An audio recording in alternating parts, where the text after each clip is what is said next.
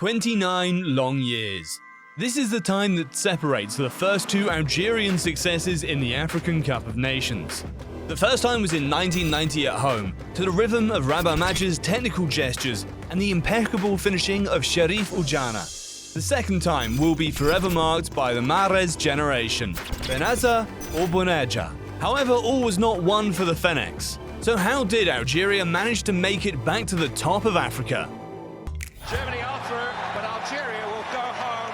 As proud a team as have been at these World Cup finals, they have been sensational tonight. One great success often hides another. During the 2014 World Cup in Brazil, Algeria went out in the last 16 against Germany. But as is so often the case, the madness gave way to torpor. Elimination in the quarterfinals of the AFCON 2015. Elimination in the first round of the AFCON in 2017. Not qualified for the 2018 World Cup. The past 2014 hangover lasted quite a while for the Fennecs. After Christian Gourcuff, the team has seen 5 different coaches in the space of 2 years. This includes the former Algerian football icon Rabah Madjer, who is struggling for a third time with the management of the national team. Finally, another former international player would take the reins and change everything. Djamel Belmadi. Ce qui nous différencie du travail de club, que ce soit pour les joueurs, que ce soit pour l'entraîneur, on est au service d'une nation, on représente une nation avec une histoire forte. After arriving on the Algerian national team's bench less than a year before the start of the African Cup of Nations, the former OM midfielder imposed 2 things on his team: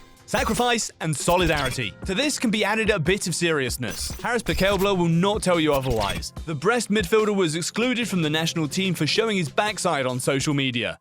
For Belmadi, only 2 things matter: winning and the AFCON. For the 2019 edition, the African Cup of Nations has decided to adopt a format similar to that of the Euro. The first 2 teams in the group phase will qualify directly, as well as the 4 best third-placed teams. To reach the Grail, there are therefore several possible paths for Algeria. But with Djamel Belmadi at the helm, there is no such thing as an easy path. In Egypt, the Fennecs finished top of their group with 9 points and a victory over one of the tournament's overwhelming favourites, Senegal. The Algerians travelled to Cairo to face Guinea in the round of 16, unbeaten. The new captain, Riyad Mahrez, opened the scoring and scored his 5th goal in 3 appearances at the AFCON. Youssef Belaili and Adam Wieners put an end to the Guinea's hopes.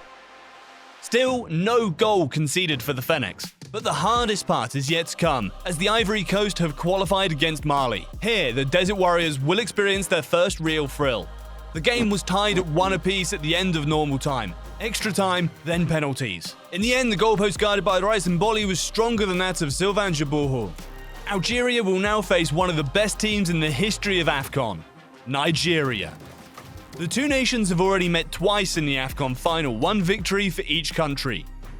Troustakon scored an unfortunate own goal for Algeria. The talented N'Galo caught Mboli off guard and equalised from the penalty spot. Riyad Mahrez then scored a splendid free kick in the last minute to send Algeria into the final. The free kick that will certainly go down in the annals of African football. As the popular fervour takes hold on Algeria, an air of revenge sets in. Mahrez's team are up against a nation still searching for their first African Cup, Sadio Mane's Senegal.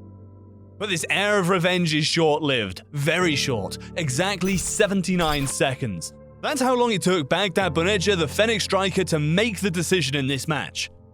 From then on, the words sacrifice and solidarity of Djamel Belmadi take on their full meaning. The Desert Warriors put in an outstanding defensive performance and become African champions. But this victory goes far beyond football. For the past few months, Algerians have been going out every Friday to demonstrate against the government. The resignation of President Abdelaziz Bouteflika a few months before the start of AFCON is one of the results of this fierce protest. On social networks, the numbers of Riyad Mahrez and Youssef Belaili have become symbols. The 7 and 8 represent 2 articles of the Algerian constitution, which states that national sovereignty and constitute power belongs to the people. In Algeria, football is also and above all political. But after reason comes passion, and the Fennecs will keep the Algerians buzzing for a while. Under Djamel Belmadi, the national team will end 2019 undefeated both on the pitch and in the mind of the supporters. And you? Are you Rabah Madjer or Riyad Mahrez? Tell us which era of Algerian football you enjoyed the most. Thank you for watching our video. If you liked it, don't hesitate to talk about our channel around you, like, share, and subscribe. See you soon for a new video. Ciao!